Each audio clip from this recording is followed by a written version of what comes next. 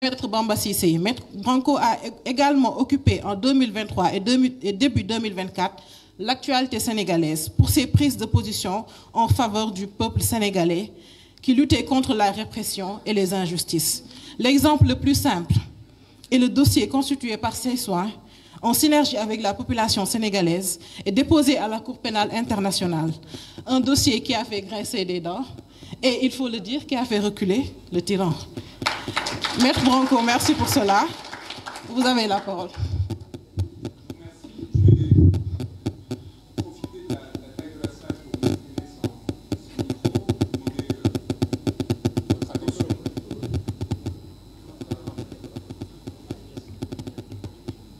Je pense que ça va. Je voudrais remercier toutes les personnes qui sont ici présentes, qui ont joué un rôle très important dans la lutte que nous avons menée cette dernière année en ce qui me concerne et ces dernières années en ce qui les concerne. Je reviendrai sur leur rôle spécifique à chacun au fur et à mesure de la conférence. Je voudrais peut-être commencer par vous dire que je ne viens pas à vous apaiser comme je l'espérais, car nous avons eu droit, il y a quelques heures à peine, à l'expression la plus directe et spectaculaire de la subsistance de l'ennemi. Une subsistance bravache, pitoyable, crépusculaire, une subsistance néanmoins. L'être qui, un an durant, a privé les étudiants de la plus prestigieuse université du continent, sur instruction politique, de leur accès à leur campus, a pu décider aujourd'hui encore de l'interdiction de cette conférence et de cette prise de parole. Il était minuit passé lorsque cet être, habitué à vivre couché, faisant un immense effort, se levait, non pour rendre service, mais pour nous rappeler ceci: qu'il n'avait non seulement pas encore été évacué dans les litières de l'histoire, mais qu'il détenait, jouissait et se montrait décidé à faire usage du pouvoir d'interdire, censurer, éteindre la parole et le savoir. Cela m'a inspiré cette pensée évidente: une révolution n'est jamais finie et il ne faudrait pas que celle-ci manque de commencer. 60 enfants et adultes sont morts d'un cri rauque qui réclamait souveraineté, et il m'apparaît essentiel de commencer cette prise de parole par une pensée à leur égard et l'affirmation d'une certitude à l'égard de leurs proches: ils ne seront pas oubliés. À Dakar, au parquet, au cabinet d'instruction numéro 2, à l'UCAD, les mêmes corps, les mêmes âmes qui ont permis la commission des crimes qui ont amené à la mort de ces personnes demeurent. Les mêmes visages qui, pour certains, se tairent, tremblent, ont honte, mais pour d'autres, rient et sourient devant les caméras. Je pense à un ancien ministre de l'Intérieur. Censure, je pense à un recteur d'université. Et menace. Je viens en un pays où ceux qui m'ont fait kidnapper à 300 km de la frontière sénégalaise, en plein cœur de la Mauritanie, ont formellement encore entre leurs mains le pouvoir de me faire arrêter, enfermer, expulser. J'ai été, à mon arrivée, soumis à un contrôle approfondi de mon identité. J'étais venu en homme simple, sans privilège, sans invitation des autorités, mais par 2 personnes qui avaient connu les géoles et qui sont pour moi des héros de l'humanité, dans le but de voir et de partager. Je n'ai demandé volontairement aucun passe-droit. J'ai pris mon siège au fond de l'avion, j'ai avancé sans rien réclamer, sans rien demander, et ce que j'ai vu des permanences du pouvoir et des menaces qu'il continue à faire porter sur le peuple m'a effrayé. Lorsque l'on est sans protection, sans robe, à égalité, avec les personnes qui n'ont pas de privilèges, qui n'ont pas eu la chance d'être protégées, l'on voit l'importance de démanteler ces structures de pouvoir et d'être sans tolérance à l'égard d'un quelconque excès, d'une quelconque violence qui n'aurait pas été réprimée. En ce pays que je considère aujourd'hui mien, Ceux qui ont obéi n'ont pas été encore sanctionnés. Et celui qui a ordonné que la mort se répande pour des violences politiques a été en mesure de quitter le territoire en jet privé et de jouir aujourd'hui encore de son impunité. Comment est-ce qu'il a pu payer ce jet privé, cet homme, dont les soldes sont pourtant publics et connus depuis près de 40 ans et ne permettraient pas théoriquement de financer 1 heure de voyage dans cet appareil? Et qui est chargé aujourd'hui de rechercher quels sont les fonds qui l'ont financé? Je suis venu, chers amis, à égalité avec des confrères qui, comme moi, se sont sacrifiés pour une cause, tandis qu'en face, on payait jusqu'à 100 000 € l'audience des Français, des sorciers blancs, pour venir légitimer la répression et la violence qui s'abattait sur un peuple. Et j'ai vu des confrères accepter cet argent, accepter de servir de faire-valoir pour légitimer la mort, l'emprisonnement, la détention de citoyens innocents. Je suis venu à égalité de telle façon que, lorsque, amené à Nouakchott, j'ai été confié au service de renseignement de la Mauritanie, alors que l'on m'avait assuré que l'on m'amenait vers l'aéroport pour que je puisse rentrer en Europe. Après avoir réussi à échapper aux polices et gendarmeries de ces pays pendant 4 jours, avec l'aide de personnes glorieuses qui sont aujourd'hui à mes côtés et qui ont pris tous les risques pour me protéger. Après avoir pris une barque pendant 25 heures pour traverser l'Atlantique, pour sortir de ce pays sans nuire à mon client, sans, par exemple, en traversant la frontière malienne, de sorte que l'on aurait pu inventer un prétexte que je voyais déjà venir, consistant à dire que peut-être que tout cela était une opération d'influence de l'étranger, financée par les Russes et d'autres. On a bien vu comment le pouvoir précédent cherchait à instrumentaliser ces questions. Prêt à prendre le risque de la noyade pour m'assurer qu'à aucun moment, Ousmane Sonko souffrirait de notre démarche d'une façon ou d'une autre et pourrait faire l'objet de théories complotistes. Lorsque, réussissant cette démarche, après être rentré, comme me l'a rappelé mon confrère Bamba Cissé, légalement sur le territoire, sans faire l'objet d'aucune mesure qui ne me l'interdisait, et avoir participé à ses côtés, à celui de mon confrère Cheikh Khoureyshiba, qui, comme l'a rappelé Bamba, est celui qui a permis ma rencontre avec le peuple sénégalais. Après avoir donc dénoncé le procureur de la République, qui est encore aujourd'hui en poste, après lui avoir dit « Nous n'aurons pas peur, nous n'avons pas peur », nous avions réussi théoriquement à rompre cet encerclement et à avoir envoyé le signal dont le pays à ce moment avait besoin et dont mon client avait besoin. Car il est évident que si je suis venu au Sénégal à ce moment-là, alors que le procureur, justement, avait annoncé l'existence d'un mandat d'arrêt international, c'était d'une part parce que M. Sonko m'avait désigné lors de son placement en garde à vue pour une histoire funeste de téléphone portable qui s'était transformé en accusation de terrorisme. Rappelons-nous quand même du ridicule dans lequel ces autorités politiques avaient sombré. Et c'était évidemment par devoir, par le devoir que la robe m'imposait, c'est-à-dire de ne pas le laisser seul, alors que rien ne le justifiait. Et quand donc, séquestré par ces services de renseignement, qui m'ont mis une cagoule,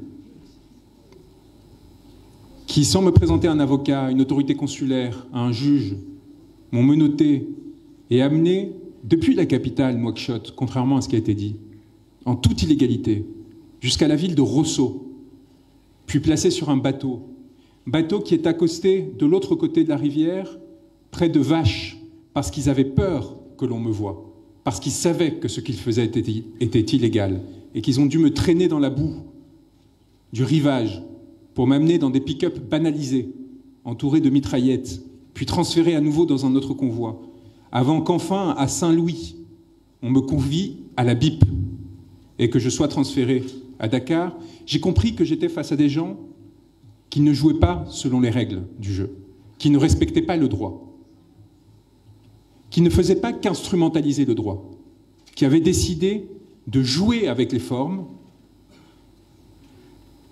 de mentir, puisqu'ils diraient qu'ils m'avaient arrêté en traversant la frontière. Je peux vous dire, car les pêcheurs avec qui j'étais sont dans cette salle, et c'est, je pense, la chose la plus émouvante qui puisse m'arriver aujourd'hui. J'aimerais les saluer. Ces pêcheurs m'ont vu au moment où nous avons traversé la frontière maritime, où ils m'ont pu m'indiquer que nous n'étions plus dans des eaux territoriales sénégalaises. Le sourire qui m'a pris et la petite pensée que j'ai eue pour Antoine Félix Diome à ce moment-là, je peux vous dire que je ne l'oublierai jamais. Et nous avons continué pendant 8 heures. J'aimerais qu'il se lève.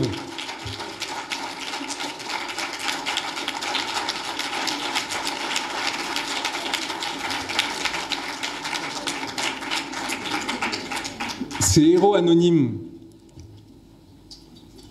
que le maire de Sangalkam, Alpha Bokarso, a trouvés, qui ont eu le courage, et ils me l'ont avoué qu'à la fin, sachant parfaitement qui j'étais, de prendre ce risque, de partir pendant la nuit, longeant les côtes sénégalaises, passant à côté de l'île de Gorée, puis remontant jusqu'au fin fond de la Mauritanie, et ne s'arrêtant que parce qu'après un échange de regards un peu inquiet, voyant que l'eau commençait à monter dans la barque, on s'est dit, bon, il y a une sorte de belle construction bleue là dans le désert, peut-être qu'il est temps que l'on s'arrête à 100 km de Nouakchott, mais qui était prêt à continuer, et qui serait allé jusqu'au bout et qui aurait pris tous les risques nécessaires pour...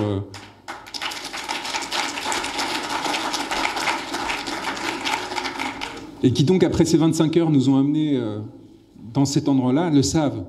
On était très loin de cette frontière maritime. Et la question qui se pose, c'est pourquoi est-ce qu'ils ont cherché à mentir? Pourquoi est-ce qu'ils ont tenté de mentir? Parce qu'ils ont cherché à maquiller la réalité, parce qu'ils ont cherché à la rendre légale et à rendre notre geste illégal. Et donc, à partir de là, à tirer du droit une légitimité, non seulement pour me faire enfermer, mais une légitimité politique qui leur permette de perdurer. Or, ce qu'ils avaient fait, et c'est ce qui permettrait ma libération quelques jours plus tard, à savoir arrêter un avocat parce qu'il avait défendu son client, était inconcevable et inacceptable. Et le faire accuser à son tour de terrorisme, d'association de malfaiteurs et ainsi de suite, et lui faire encourir la perpétuité, dans le seul but, non de l'effrayer lui, non de m'effrayer moi, mais de vous effrayer vous, et de vous montrer que ce pouvoir tiendrait contre une quelconque offensive, était quelque chose d'inacceptable et qui ne saurait être toléré. Et la mobilisation extraordinaire qu'il y a eu, y compris des Gilets jaunes en France, y compris des Gilets jaunes, pour vous dire à quel point votre lutte a trouvé des échos loin des palais, loin des pouvoirs. Cette mobilisation a permis de me sauver, et quelques mois plus tard, de sauver tous ceux qui étaient alors encore enfermés. Lorsque je suis rentré à Rebeuss, j'ai décidé de le faire pieds nus, comme cela a été raconté, pour une raison très simple. Je considérais que j'étais face à des violeurs, des gens qui ne méritaient nul respect et qui n'avaient aucun droit sur moi. Et donc j'ai refusé d'avoir aucun lien à leur égard, de me dégager entièrement de leur part. Ce n'était pas un geste calculé. De la même façon que cesser de boire et de manger pendant ces 3 jours s'imposait. Le fait de ne pas leur parler, si ce n'est pour dire cette phrase qui a été rappelée, « Seule la lutte libère », n'était pas un choix, c'était une obligation, une évidence. Et quand je me suis retrouvé dans cette cellule, sur ce lit que Jamil Sané prendrait à ma sortie, dans un chassé-croisé extraordinaire, alors qu'il m'avait accueilli à Dakar, après qu'on se soit croisé dans la cave, souriant de se retrouver au même moment sans pouvoir se parler, évidemment, pour ne pas mettre en difficulté ceux qui nous avaient aidés. Après avoir réussi à sortir de toutes ces opérations de déstabilisation grâce au courage, j'allais dire à l'inconscience d'Alpha Bokarso, qui pendant ces 4 jours m'a protégé avec les siens, avec Indian Law, avec le lutteur Dolé qui est là, Usine Dolé.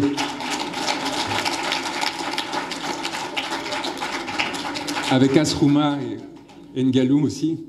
Vraiment, ce courage qui leur a coûté cher, qui leur a coûté la liberté, était fondamental. Ce n'était pas un caprice, ce déplacement. Il ne s'est pas levé.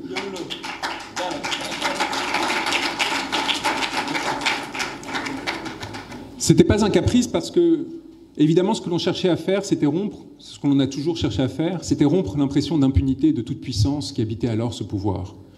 On avait déjà réussi quelques semaines avant, collectivement, à faire reculer le président de la République, Macky Sall, mais qui du coup n'était pas prêt pour une autre défaite.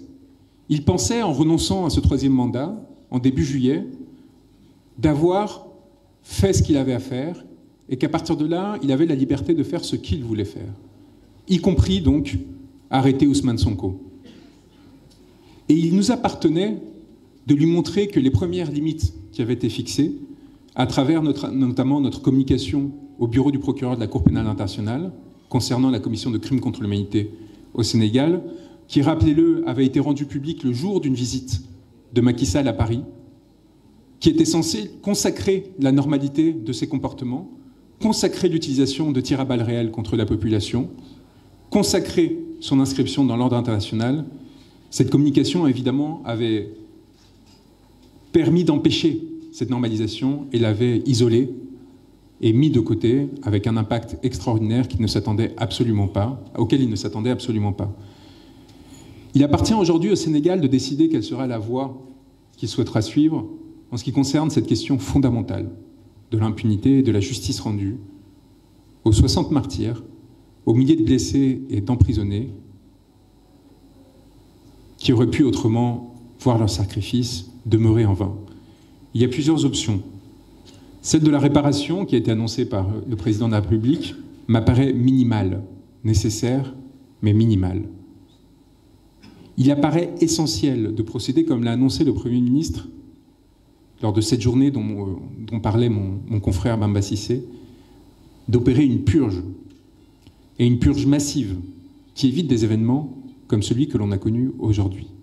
Il n'est pas acceptable que des personnes qui ont commis, au détriment du droit, des actes à l'encontre de citoyens sénégalais, demeurent dans des positions de privilège, demeurent dans des positions de pouvoir dans ce pays. Nous le devons, à mon sens, aux nombreuses personnes qui se sont sacrifiées pour cette cause et qui ne se satisfont pas simplement de ce changement de pouvoir, mais qui nécessitent qu'il y ait un engagement réel pour changer les structures de ce pouvoir et éviter que ces violences ne se reproduisent. Alors, le Sénégal a le choix. Il a le choix de la justice internationale et de la Cour pénale internationale, ce chemin que nous avons ouvert, qui est parfaitement factible, et que le Sénégal pourrait renforcer en saisissant de lui-même la Cour pour qu'elle se saisisse à son tour de cette question.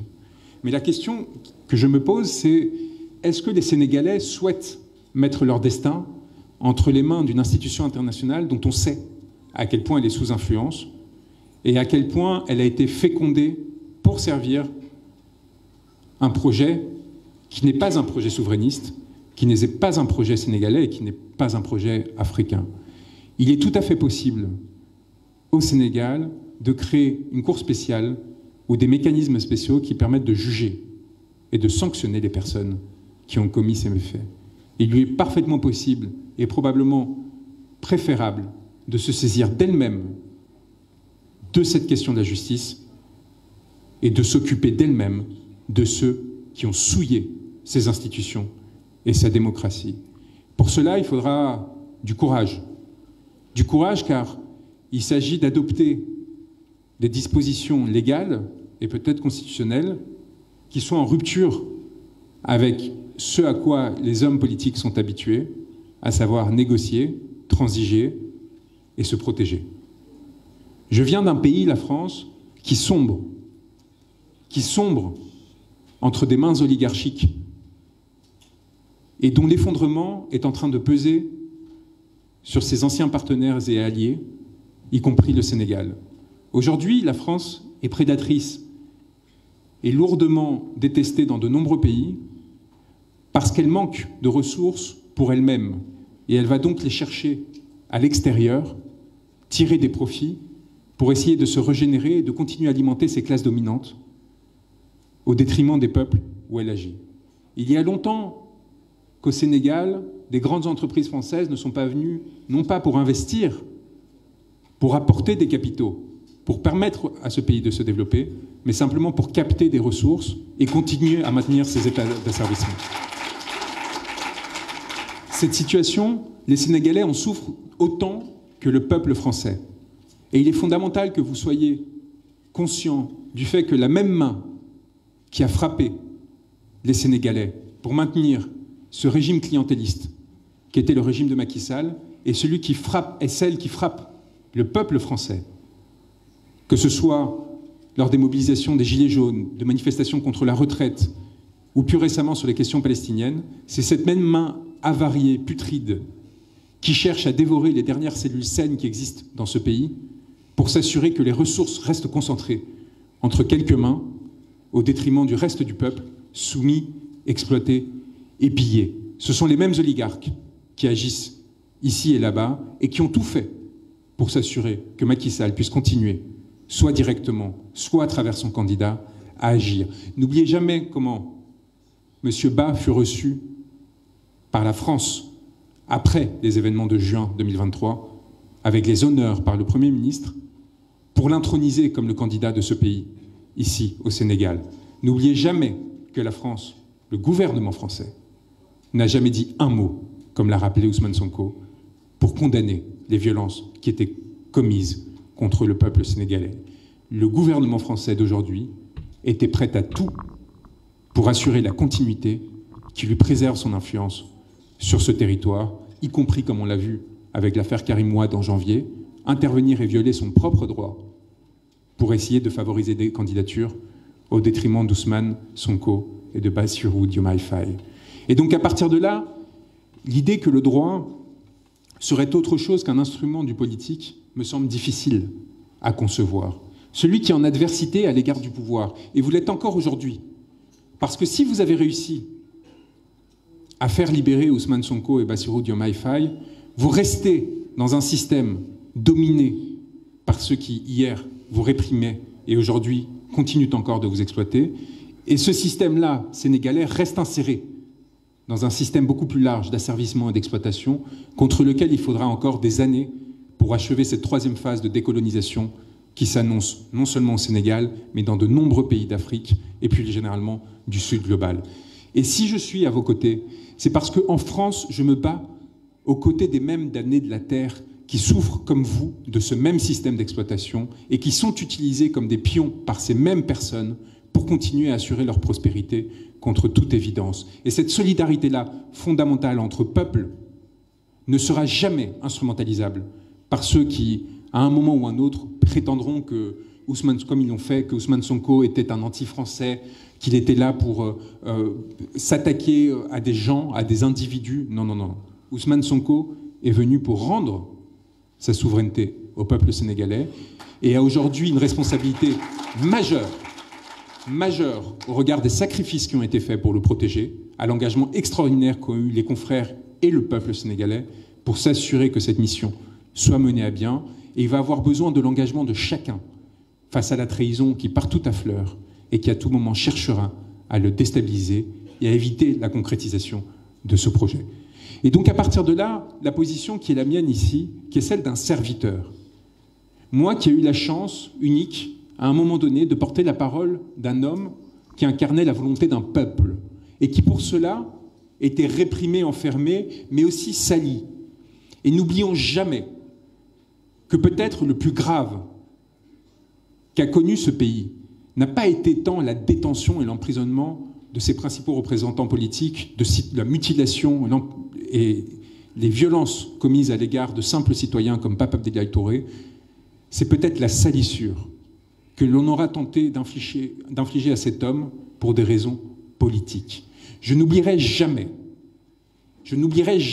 et je tiens à ce que ce soit su par tous, et ces mots vont vous heurter, mais il faut que vous les entendiez.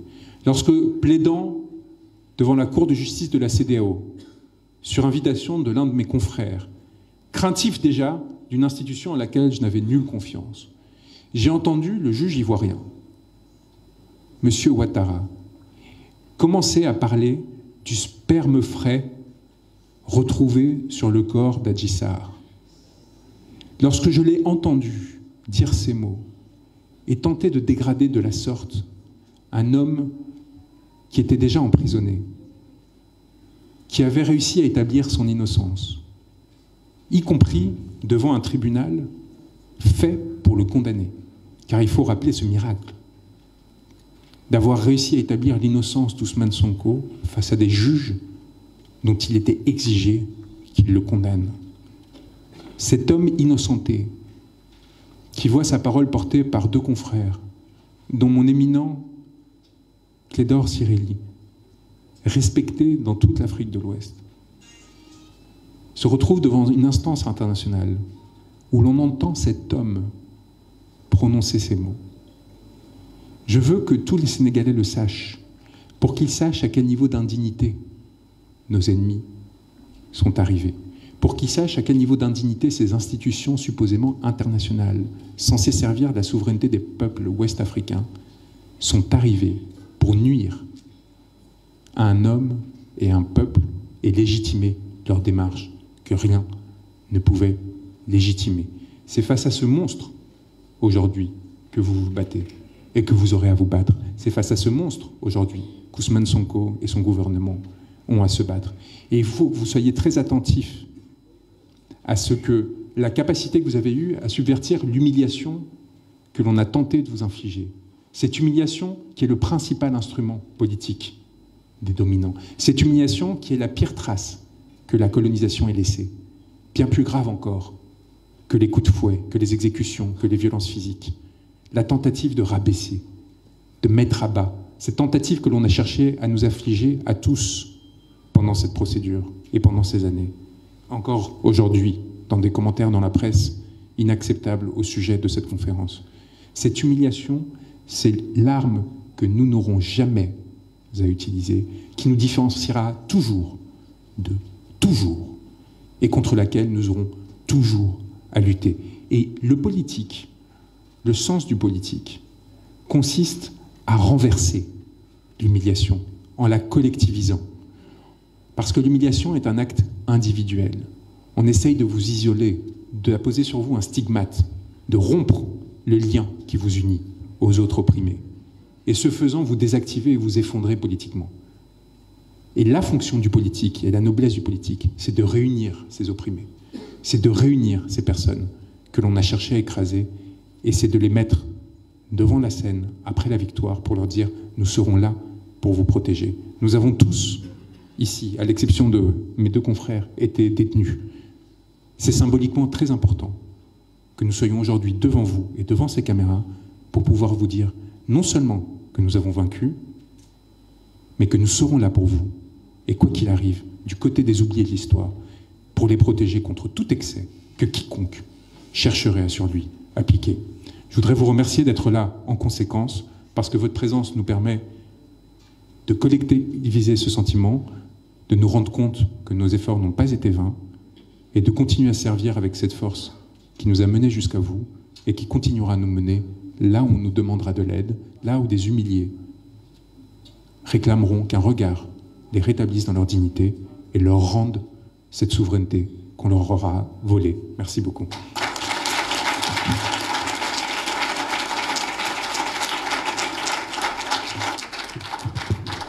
Merci, Maître Juan Branco.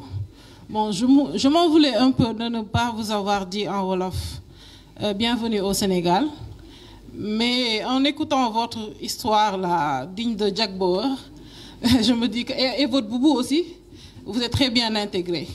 Moi, sénégalaise pure souche, vous avez foulé un territoire que je n'aurais jamais espéré explorer. Et dans les conditions que nous connaissons tous. Donc, et ça nous interpelle, nous jeunes Sénégalais. Si, entre guillemets,